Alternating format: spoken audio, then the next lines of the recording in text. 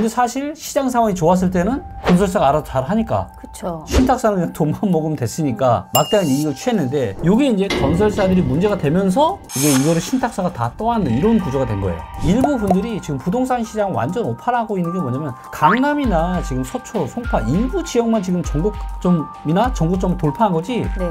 나머지 지역들은요 전고점에서 택도 없어요. 거의 반등이 별로 없어요. 지방은 너무 안 좋고요. 그러니까 안녕하세요. 반갑습니다. 미치고 김박사입니다. 안녕하세요. 리치고 김기현입니다. 네. 대표님. 네. 또 그동안 한 번도 이런 적이 없었는데 네. 무료로 특강을 하신다면서요? 아, 네. 12월 17일 날 화요일 날 제가 12월 17일. 저녁 8시에 1시간 동안 제가 다시 없을 스페셜 특강. 요거는 이제 이때 못 들으면 끝이에요. 제가 알기로는 네. 그동안 네. 이제 멤버십으로는 네. 뭐 이렇게 많이 강의를 하신 걸로 알고 있는데 네. 무료로 한 적은 처음이지 않나요? 네, 없죠. 그러니까 왜 하게 되신 거예요? 이게 선심을 베푸시게 되신 거예요? 뭐 선심만 있는 거 네. 약간의 사심도 좀 있긴 네. 한데 왜냐면 뭐 선심만 어떻게 있겠어요. 약간의 사심이 좀 있긴 한데 사심보다는 선심이 훨씬 더 많은 게 사실이고요. 많은 분들이 이제 제가 유튜브에서 이제 하는 이런 이야기들만 듣다 보니까 이제 요게 이제 김기현의 다가 아니냐 이렇게 생각하실 수 있는데 저는 제가 리치고를 만든 이유가 제가 부동산 투자를 제가 잘하고 싶어서 만든 거잖아요. 네. 그리고 실제로 리치고를 가지고 제가 다양한 투자를 해봤고 그리고 이제 지금 상당히 이제 고액의 또 이런 멤버십을 제가 또 운영을 하고 있고 그래서 거기서 이야기하는 수준과 그냥 유튜브에서 이야기하는 거는 내용 차이가 좀 많이 심합니다. 레벨부가 다르다. 여기서 다 얘기할 수가 네. 없기 때문에 네. 왜냐하면 이제 뭐 주식 같은 경우는 사실 뭐 얘기를 해도 얼마든지 내가 매물을 시장에 살 수가 있는데 부동산은 그렇지가 않기 때문에 부동산에 대한 어떤 이런 깊은 정보를 사실 그냥 공개적으로 한다라는 거는 조금 여러 가지 리스크가 좀 있다고 저는 보고 있고 자 그런데 왜 제가 이제 12월 17일 날 제가 화요일 날 저녁 8시에 다시 없을 이 스페셜 특강을 하느냐 제가 이야기하고 있죠. 2025년에 지금 부동산 시장은 21년 연말 그 다음에 2007년 연말하고 너무너무 유사하다. 그러면 그 얘기는 무슨 얘기예요? 2008년과 2022년의 부동산 시장을 보면은 그게 2025년에 벌어질 일이라는 거죠. 근데 2008년과 2022년을 보면은 부동산 시장이 굉장히 하락을 많이 했습니다. 거의 폭락에 가까운 수준을 하락을 했고 그래서 저는 제가 누누이 말씀드리는 제가 21년 10월 달에 10년에 한 번 올까 말까 하는 절호의 매도 찬스가 왔다라고 제가 명확하게 제대로 꼭지 딱 집었죠. 네네. 물론 뭐 지금 강남 서초 일부 고가 지역에 정거점 회복했지만 대다수의 지역들은요 정거점에 택도 없어요. 네, 그래서 그때가 정확하게 맞았습니다. 근데 저는 그때가 이제 절호의 매도 기회였고 근데 저는 25년 아마도 25년 어느 즈음이나 아무리 늦어도 26년 어느 즈음부터는 절호의 매수 기회가 저는 올 수 있다. 그래서 많은 분들이 저희 또 리치고 TV를 보시는 이유가 내 집 마련을 어떻게 하면 데이터 기반에서 좀 잘할 수 있을지 이런 거에 대한 고민들을 정말 많이 하시고 그런 거를 김기현은 그냥 뭐 입으로 떠드는 게 아니라 다양한 데이터들을 기반으로 해서 이야기를 하고 그걸 통해서 또 신뢰가 있다 보니까 네. 많은 분들이 좀 사랑을 해주고 계신데 이게 보통 약 1시간 정도 진행이 될 예정인 걸로 알고 있는데 네, 아무래도 주로 어떤 내용을 무료다 다루실 보니까 거예요? 네. 그래서 지금 21일 날 또 유료 강의를 하는데 네. 이거는 뭐 이미 이제 뭐 오프라인 강의 80명 이미 거의 다 찼고요. 네. 근데 이거 말고 이제 그냥 좀 더 많은 분들이 무료로 정말로 좀 좋은 좀 이런 정보를 좀 접했으면 하는 그런 마음에서 제가 강의를 좀 준비를 했고요. 네. 25년에는 이제 굉장히 다양한 변수가 쏟아지고 있죠. 이미 어떤 금리 인하도 이미 시작이 됐고 트럼프가 지금 또 2.0 시대가 되면서 그쵸. 지금 어떤 일이 벌어질지 모르는 그런데 여전히 가격이 굉장히 높죠. 그래서 2025년은 이거 살짝 오타가 났는데 난이도가 굉장히 높은 시장이 될 거예요. 네. 그래서 난도가 높은 사람이에요. 네, 난도. 네, 난도. 네, 난도. 네. 그래서 굉장히 좀 쉽지 않은 시장이 될 거고요. 그리고 역설적이게도 시장이 어렵기 때문에 대중들이 보지 못하는 기회가 넘쳐나는 이 자산 계급이 상승할 수 있는 절호의 기회가 올 수 있다. 저는 제가 지금 멤버십을 제가 2024년에 처음 지금 했잖아요. 네. 그래서 지금 한 뭐 200분 좀 안 되는 이런 분들이 지금 가입을 해서 지금 하고 계신데 뭐 여기서는 뭐 플러스피 투자까지 지금 하시는 분들이 벌써 생기고 있고요.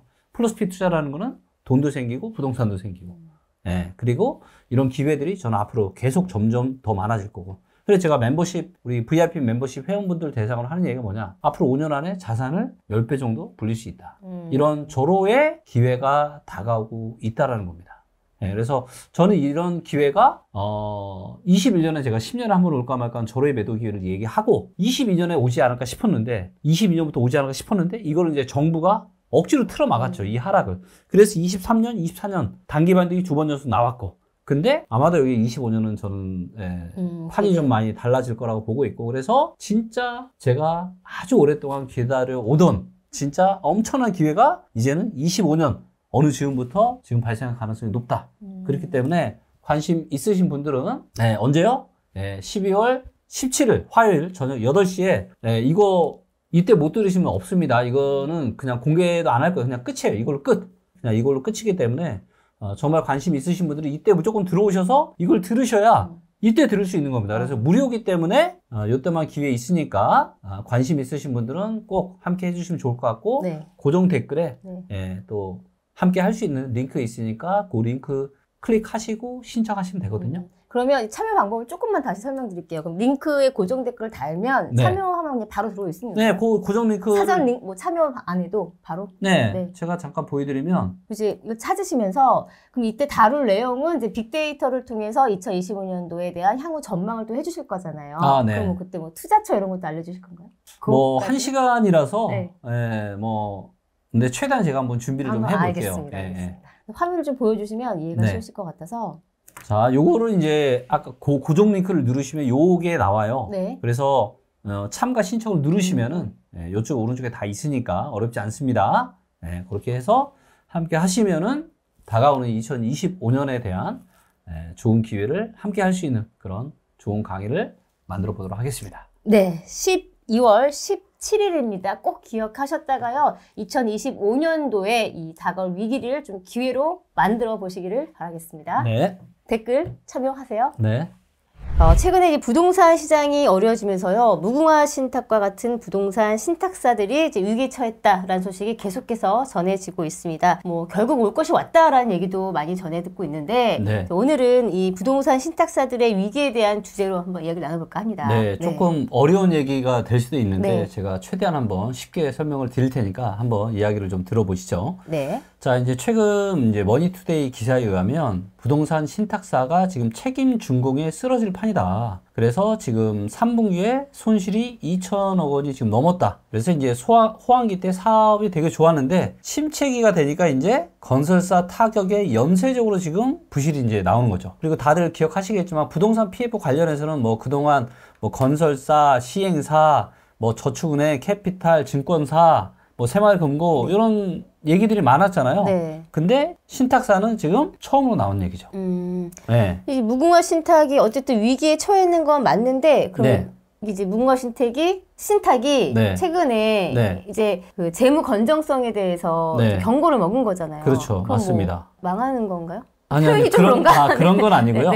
이게 하나씩 제가 설명을 한번 드려볼게요.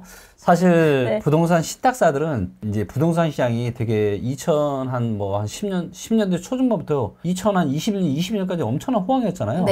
그러니까 거의 그냥 거저먹기식 지금 엄청난 이익을 취했었습니다. 그래서 굉장히 이익이 많았는데 그런데 지금 이제 요게 이제 급격하게 지금 재무 건정성이 악화가 된 거죠. 그래서 이제 요게 이유가 뭐냐? 2017년과 2020년 요때는 이제 부동산 시장이 이제 하반기에 굉장히 뜨거운 시장이었거든요. 그래서 화랑기다 보니까 책임 준공형 방식으로 한 거예요. 책임 준공형. 그래서 책임 준공형이 뭔지는 제가 좀 더 자세히 설명을 드릴 거고요. 그래서 책임 준공형 방식으로 사업을 확장을 한 게 지금의 어려운 상황에 처하게 된 이유가 바로 이거예요. 그러니까 화랑이 때는 문제가 없었는데 이제 지금 부동산 경기가 안 좋아지다 보니까 이제 건설사도 안 좋아지고 그걸 이제 떠안게 됐다라는 거죠. 그렇죠. 근데 이게 이 책임 그러면 이 지금 신탁사들 위험에 빠뜨리게 만든 책임 준공형 사업이 뭐냐? 이거는 이제 보시면 신탁사가 책임 준공 의무를 약정을 해주고 그러니까 책임 준공이라는 건 뭐예요? 이 건물을 지금 책임을 지고 준공 건물을 다 짓는 거에 대한 의무를 약정을 해주는 거예요. 이 건물 다 짓는, 왜냐면 보통 우리가 건설사가 시공을 하잖아요. 근데 큰 건설사들도 있지만 중소형 건설사들도 많잖아요. 근데 중소형 건설사들은 어떻게 보면은 리스크에 굉장히 취약한 조그마한 회사니까 이런 회사를 어떻게 믿고 금융회사에서 부동산 PF 대출을 해주겠어요. 그러다 보니까 그러면 신탁사가 중간에 껴들어서 우리가 책임증을 해줄게요. 건설사가 잘못돼도 우리가 책임질게요 한 거예요. 근데 사실 시장 상황이 좋았을 때는 건설사가 알아서 잘 하니까. 그쵸. 신탁사는 그냥 돈만 먹으면 됐으니까 막대한 이익을 취했는데 요게 이제 건설사들이 문제가 되면서 이거를 신탁사가 다 떠안는 이런 구조가 된 거예요. 그래서 여기 이제 보시면 건설사가 자금난 등으로 공사를 끝내지 못하면 이제 신탁사가 모든 책임을 떠안는 구조가 되는 거죠. 그래서 부동산 화랑기 때는 공사가 중단될 일이 없겠죠. 왜냐하면 분양도 잘 되고 하니까. 그쵸. 거의 문제가 되지 않는데 최근에 이제 고금리와 미분양 등으로 건설사들이 이제 흔들리는 여파가 부동산 신탁 업계로까지 지금 퍼지는 이런 모양새입니다. 그래서 우리가 이제 물류센터나 지식산업센터, 오피스텔 이런 게 사실 코로나 시기에 사람들이 막 미친 듯이 막 샀잖아요. 그쵸. 제가 뭐 제 주변에도 그냥 뭐 지식산업센터 막 겁 없이 막 몇 개씩 사고 오피스텔 사고 생숙 사고 이런 분들이 많았었거든요. 맞아요. 근데 이런 것들이 전부 다 부동산 PF를 하는데 신탁사가 책임 중용을 하다 보니까 문제가 되니까 지금 이런 일이 벌어진 건데. 자, 그래서 지금 3분기 기준으로 24년 3분기 기준으로 국내 부동산 신탁사의 경영 실적을 보면은 이렇게 이제 이익을 내는 곳들도 여전히 있기는 있습니다. 그런데 이제 KB 부동산 신탁 이 마이너스 861억, 그 다음에 교보 신탁이 1377억 손실, 무궁화 신탁이 165억 손실, 그 다음에 신한자산 신탁이 마이너스 1785, 거의 2천억 가까워요. 근데 이렇게 보면은 무궁화 신탁이 손실이 제일 작잖아요. 그 와중에는 작은데.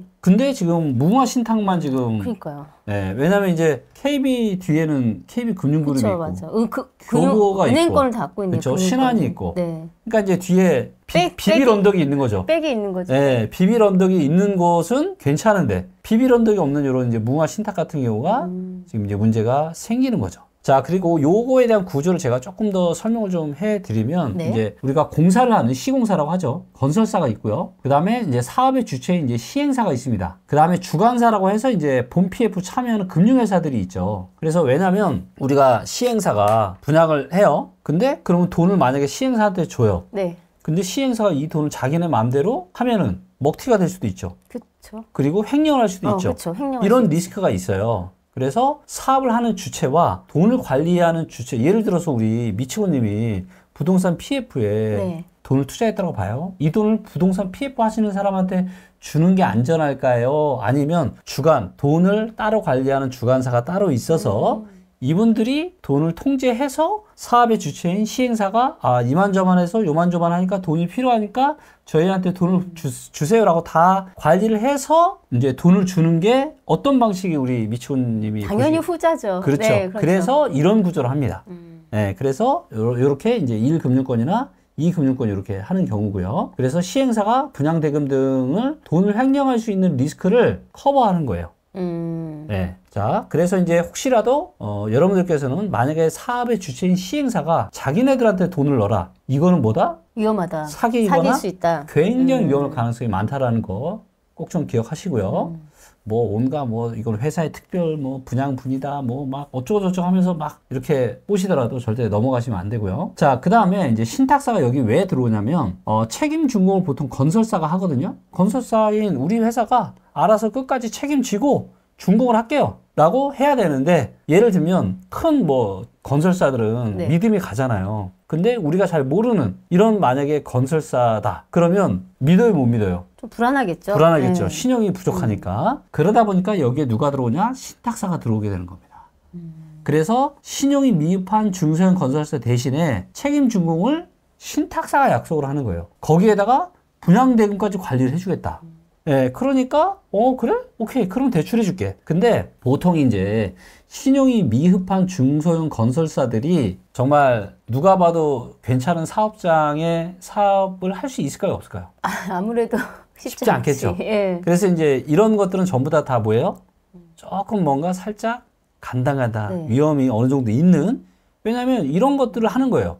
그러다 보니까 1금융권, 보통 우리가 은행이라고 하는 데서는 이렇게 해요, 안 해요? 이런 사업자는 거의 하지 않습니다. 불안하니까. 확실한 것만 하는 거죠. 아니 뭐 일군 큰 건설사들이 진행한 이런 그렇죠. 사업에만 돈 대출을 해주는 것도 뭐 그것만 가지고도 충분히 돈을 벌 수 있으니까.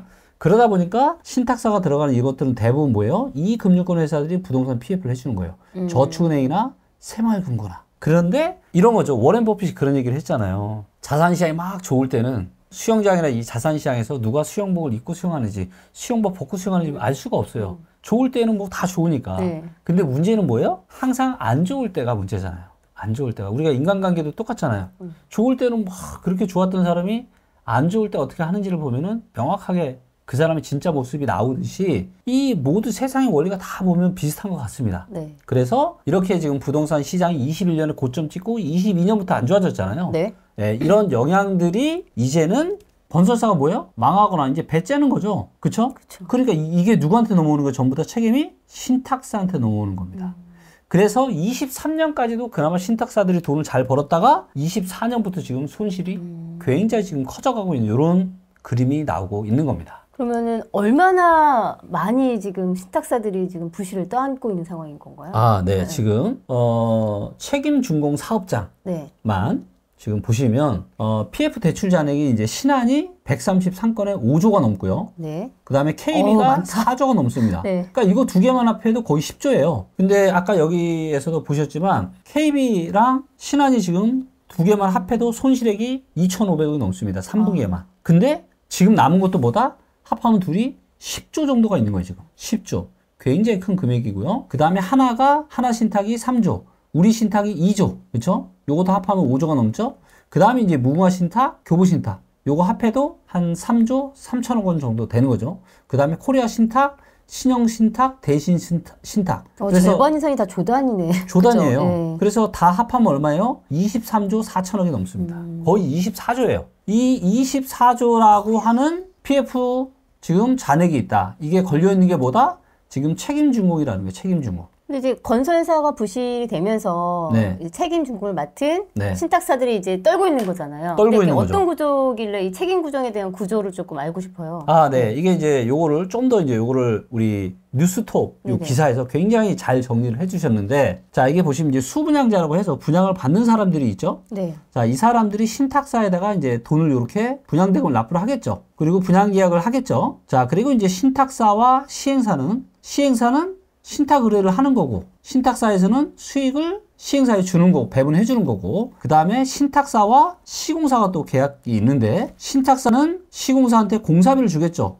모든 돈을 누가 다 관리하는 거예요? 신탁사가 다 관리하는 겁니다. 그래서 공사를 진행할 때마다, 한 번에 주지 않고, 총 공사 금액이 뭐 1,000억이다. 그럼 1,000억 한 번에 주는 게 아니에요. 어떻게 될지 모르니까. 그쵸. 공사를 조금씩 진행할 때마다 단계별로 이제 공사비 지급을 하는 겁니다. 이 공사 도급 계약에 따라서 이렇게 하는 거고, 여기에 이제 대주단, 돈을 빌려준, 그쵸? 여기 대주단이 있는 겁니다. 그래서 여기에는 대출이 선순위가 있고, 그쵸? 대출도 순위가 있잖아요? 선순위, 중순위, 후순위가 있는 겁니다. 그렇게 해서 이 대출을 실행을 해서 시행사, 대출 상환은 시행사가 또 대출 상환을 해야 되는 거고, 신탁사는 이 대주단하고 뭐예요? 책임준공 확약을 하는 겁니다. 그래서 혹시라도 시공사가 잘못돼도 우리가 신탁사에서 책임을 지고 공사를 준공하겠다. 예, 그리고 시공사에서는 책임준공 확약을 또 대주단에 하는 거고, 미이행 시 채무이수. 그래서 이런 구조로 지금 책임준공형, 관리형, 토지신탁이 구조가 그려지는 겁니다. 근데 이제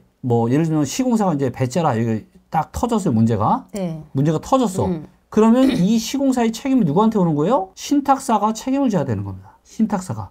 그래서 부동산 PF 부실이 터지면 신탁사가 모두 떠안게 되는 겁니다. 그래서 책임 준공 보증을 선 시공사는 책임 준공 기한을 지키지 못하면 부동산 PF를 인수하는 거고요. 반면에 부동산 신탁사는 공사 지연으로 인한 손해 관련된 배상금을 또 대주단에 지급을 또 해야 되는 겁니다. 네. 이게 약간 도미노 현상 같은 거네요. 맞아요. 앞에 이제 건설사가 무너지면 뒤에 그렇죠. 서 있는 신탁사가 무너지고 맞습니다. 금융권까지 무너지고 그렇죠. 이렇게 되는 거네. 맞습니다. 근데 왜 이렇게까지 뭐 사실 위험할 것이다, 뭐 터질 것이다 이런 기사를 계속해서 우리가 접했잖아요. 네. 왜 이렇게까지 부실이 됐는지 네. 원인이나 일단 이제 현황이 어떤지. 금리가 이제 낮은 상황에서 예. 코로나 때 워낙 금리가 너무 낮았잖아요. 네. 근데 낮은 상태에서 금리가 올라 보니까 그 이자 부담이 이제 몇 배가 되니까 이제 이런 고금리에 대한 지속, 그 다음에 구조조정 지형 이런 걸로 인해서 경기 침체로 인해서 지금 뭐예요? 손실이 지금 계속 쌓여가고 있는 거죠. 그러니까 일부 분들이 지금 부동산 시장 완전 오판하고 있는 게 뭐냐면 강남이나 지금 서초, 송파 일부 지역만 지금 전고점을 돌파한 거지. 네. 나머지 지역들은요, 전고점에서 택도 없어요. 거의 반등이 별로 없어요. 지방은 너무 안 좋고요. 그러니까 제가 말씀드렸던 21년 10월 달이 최고점이 정확히 맞습니다. 네. 근데 일부 지역의 신고가를 찍는 걸 가지고 마치 이게 전체적인 지금 부동산 시장의 상황인 양 얘기하고 그리고 또 이거를 정부에서 특례 대출이라고 하는 것들을 통해서 부동산 시장을 부양하고 그나마 그렇게 했기 때문에 이 정도인 거예요. 만약에 정부에서 특례 보금자리론, 신생아 특례, 그 다음에 증여세 한도 비과세 상향 이거 하지 않았잖아요? 아마 난리 났을 겁니다, 지금. 네, 그나마 했기 때문에 이 정도고 이제는 이것도 거의 이제 이런 정부의 부동산 부양 정책도 이제 끝나가고 있는 거죠. 그래서 이제 지금 대주주의 일부 지금 지분 매각 등을 통해서 지금 자금난을 해결하려고 지금 시도하고 있는데 문제는 뭐예요?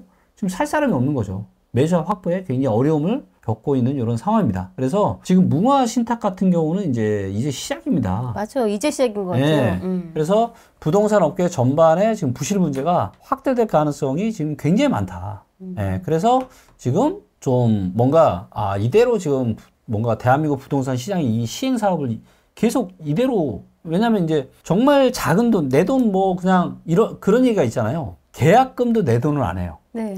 그러니까 땅을 사는 계약금도 내 돈을 안 하고 이 계약금이 10%만 있고 이 계약금을 또 돈을 대주는 사람이 있고 그래서 이 계약금을 가지고 마련이 되면 이걸 가지고 또 나머지는 대출을 또 끌여서 또 땅을 사고 그렇게 해서 다 대출로 사업을 진행하다 보니까 아주 자그마한 충격에도 뭐예요? 순식간에 이게 쓸려나갈 수 있는 자기 거죠. 자본금이 없이 너무 한 거죠. 맞아요. 네.